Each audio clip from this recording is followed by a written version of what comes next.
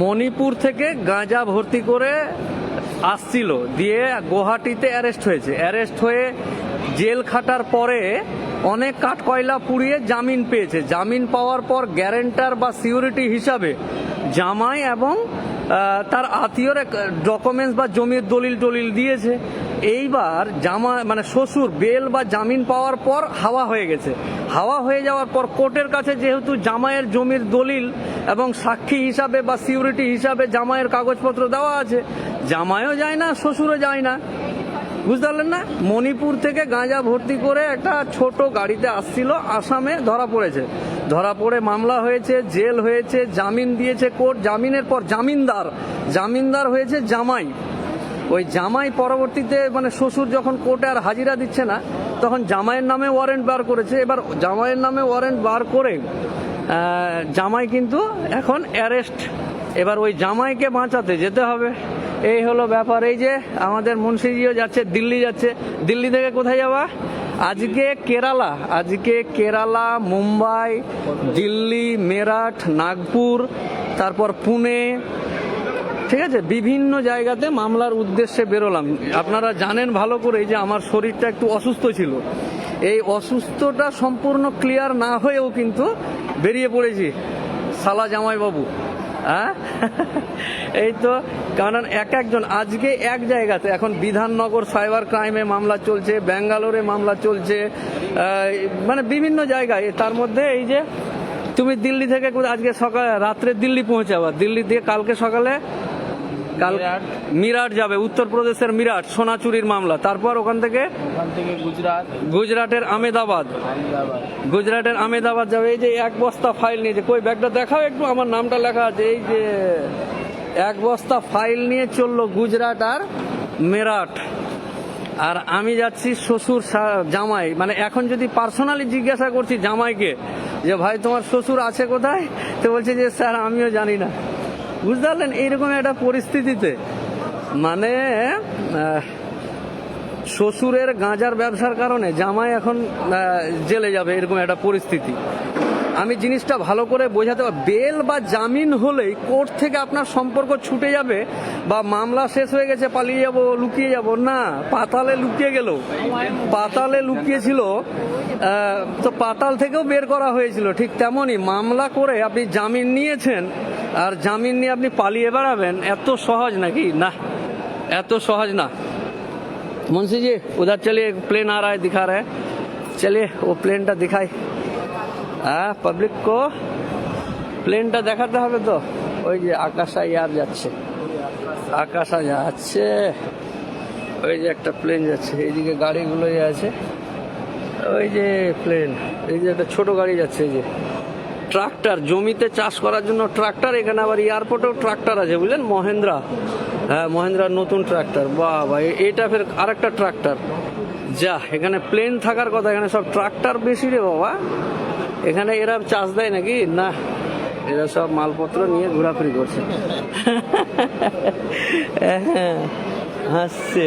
এই যে চলিয়ে চলিয়ে আইয়ে, বস্তা বইয়ে না, মামলার কাগজপত্র। বুঝতে পারলেন তো? যে বস্তা, তোমার কত নম্বরে? 22, এটা 24। এই বোঝাতে পারলাম কি? কেরালার কোজিকোড, কেরালার ত্রিশূর জেলে আছে। বাকিগুলো বলবো। তো আজকে যে স্পেশালি যে মামলার জন্য যাচ্ছি সেটা হলো এই যে গাঁজার কেসে মণিপুর থেকে। মুন্সিজি बैठिए। মণিপুর থেকে গাঁজা নিয়েছিলেন, এক বস্তা গাঁজা নিয়ে ওই ছোট গাড়ি যেগুলো কারে করে আসছিল, ওই কারে করে আসতে গিয়ে ধরা পড়েছে। ধরা পড়ে জেল হয়েছে, জেল হয়ে বেল হয়েছে, জামিন হয়েছে। জামিন হওয়ার পরেই কিন্তু ওইটা কি চালু হয়েছে? না, ওইদিকে চালু হয়নি। মুন্সি जी हो रहा है ना ठीक से? জামাইকে কি বেল? এবার আমি জিজ্ঞাসা করলাম মজা করে যে যার মেয়েকে নিয়ে সংসার করছো তার বাবা পালিয়ে বেড়াচ্ছে, তো তোমাকে জামিন দিবে কেন আদালত? তোমাকে তো চাপ দিবে, কান টানলে মাথা আসবে। এবার জামাইকে চেপে ধরলে শ্বশুরকে দিবে কোর্টের সামনে। আরে রায় সাজা যা হওয়ার ওটা মেনে নিতে হবে, পালিয়ে লুকিয়ে বেড়ালে মামলাতে চলবে না। বোঝাতে পারলাম কি? পারলাম না হয়তো, না আর একবার বোঝাবো। Sahadev Adhikari, Abdul Jalil, Sujan Kumar, Nadia model homoeo clinic, danger boy Sohel, এই তো সবাই মন্তব্য করছে দেখি। শঙ্করনাথ কর্মকার, শঙ্করনাথ কর্মকার, এটা কি গাড়ি? আব্দুল জলিল, সৌদি আরব, তুমি কেমন আছো? ভালো আছি। কই কে কে মন্তব্য করছে যা বোঝা যাচ্ছে না। না, এটা মন্তব্যটি আউট হয়ে গেল। শুকনো পাতা, উত্তর দিনাজপুরের কালিয়াগঞ্জ থেকে প্রিন্স নূর, দাদা কেমন আছো? ভালো আছি। শঙ্করনাথ কর্মকার, ইয়েস।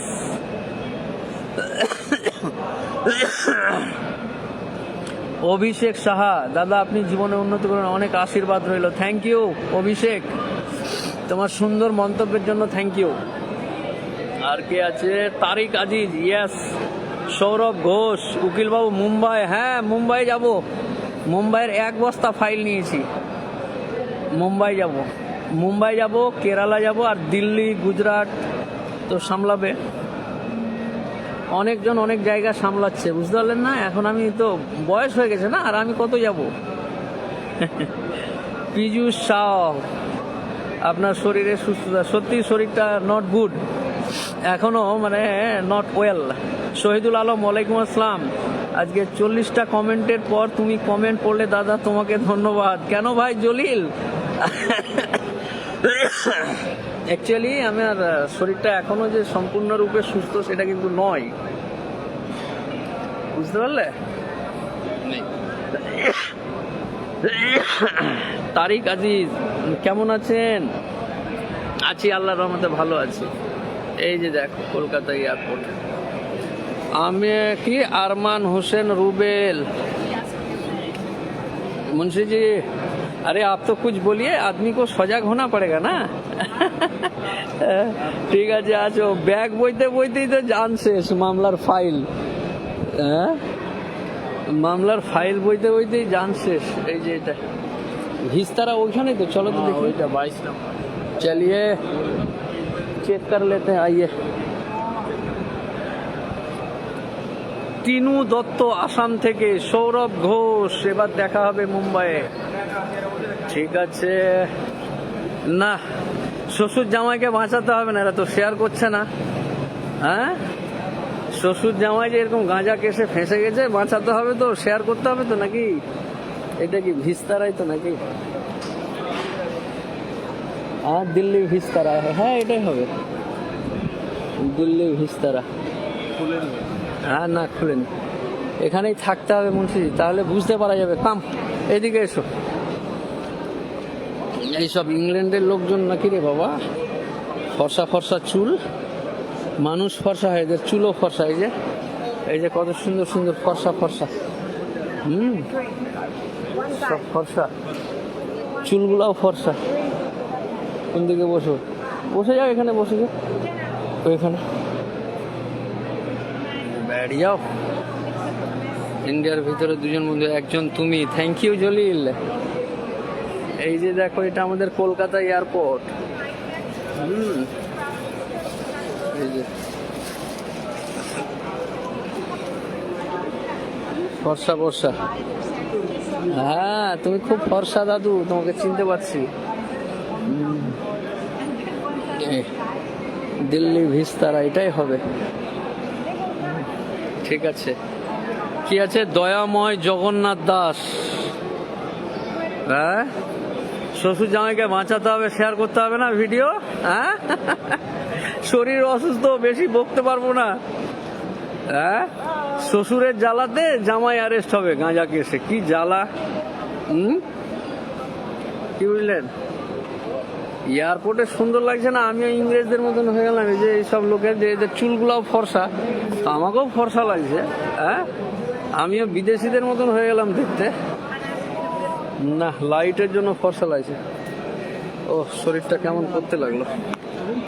ঠিক আছে, পরে কথা হবে।